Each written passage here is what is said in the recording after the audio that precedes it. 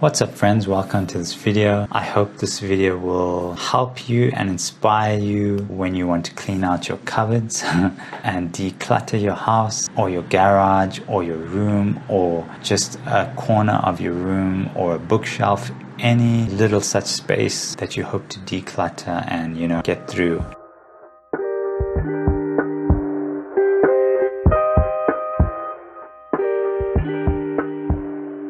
For many people, it's a daunting thing to, go through cupboards and rooms. We stash a lot of stuff. By nature, I think we tend to collect a lot of things and we just let things accumulate, I guess. If we're not constantly reflecting on what we accumulate, things can really, accumulate, And then it gets to a point where you may have so much stuff that, or it just becomes too much work or too much effort to even think about going through that stuff, So in this video, I hope to give you some tips and maybe help you in getting that start into looking into those things and trying to declutter and reduce some of that stuff that you've accumulated and that's sitting in those rooms or in those cupboards, wherever it is. So the first tip is to start small. As simple as it sounds, it may be just what we need. So let's say you have a whole cupboard that you need to do. Don't think of it as the whole cupboard. Start with just one shelf and maybe give yourself a weekend or a week, even a month,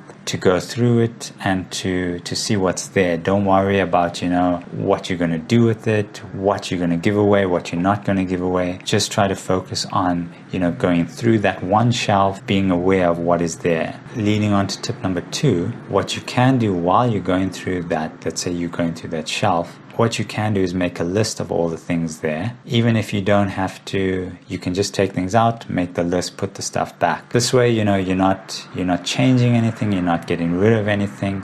Everything is still there, and you can work your way through each shelf, or you can do one shelf at a time, make your list and let it be. Because what you can then do, once you have the list, you can look at that list every day or however often you need to. Take your time to think about what you need, what you don't need, what you want to give away. The time aspect of it and being able to see, this list every day or however often really helps to, I guess, come to terms with it, helps you to get a grip on the amount of stuff there, the stuff that you're using, that you want to keep, what you don't want to keep, that sort of thing. I think it's a good way to start off, especially if you find yourself maybe feeling a bit too attached or struggling to let go of some of the stuff that you have. It can be difficult if, say, some of the stuff is maybe sentimental or it's a loved one who has passed on and it's their stuff that you have to go through. So hopefully that way it just gives you that time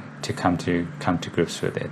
Tip number 3, once you have an idea of what you're not using and what you plan to sell or get rid of, then, as you go through the shelf, all you have to do is separate. Have 3 sort of piles, I guess. One is where the stuff that you want to keep. The second one is what you're undecided about. And the third one is what you're definite and that you want to get rid of. So again, with these piles, the goal of this is that you have the 2 on either side. So the one that you're going to keep, so that can go back into the cupboard. The one on the other hand where that you definitely get rid of, that can go, let's say, into another room or wherever you plan to keep that stuff before you get rid of it. And then the middle stuff is the undecided stuff. So that stuff you can then put in a pile or put somewhere accessible that you can also see it every day. Similar to how you have the list, how you had the listing in point number 2. Once you've dealt with the getting rid of stuff and the keeping stuff, that's out of your sight. Now you're left with the maybes. Again, when that's in your sight, let's say you put it in your room somewhere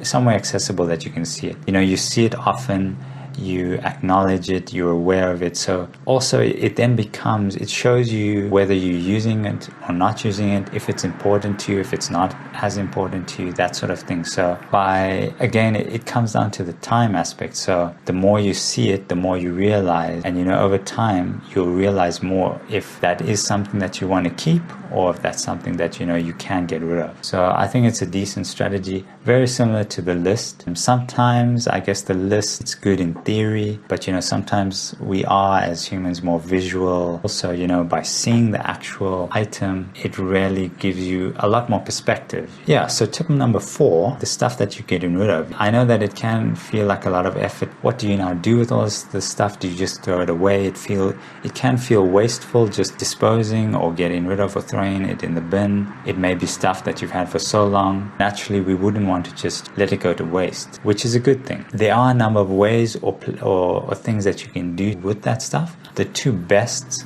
would be either you can always donate it. There are plenty charities, there's the hospice, plenty people in need. So I think you can always find someone that will need whatever you have. And alternatively, you can also sell stuff.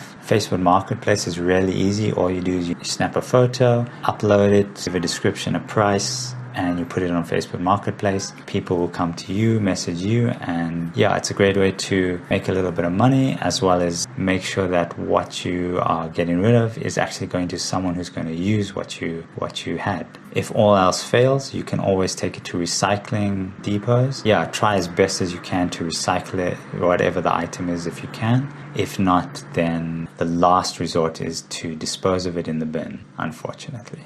Tip number 5 is, I guess, not so much of a tip as it is just to maybe advice or just something to be aware of. It's just to not be too hard on yourself. It can be overwhelming, especially when there's a lot of stuff. If we live in a big space or in a big house, it's very, very easy to just accumulate things and let things accumulate and pile up without us even noticing these things. More so in a bigger house because you have more cupboard space to put all these things, so it can pile up and accumulate. And when we go and we have to go through that stuff, it can definitely become overwhelming, can feel claustrophobic. In fact, take it one step at a time, take it one thing at a time. Don't think about trying to do the whole house at one go. Don't think of it like that. Think of just one cupboard, one drawer, one little bit by bit at a time, and doing it in that gradual step-by-step approach, you'll be amazed at how much ground that you cover over time, and it all adds up, and eventually you'll be done with the whole house. It also helps to have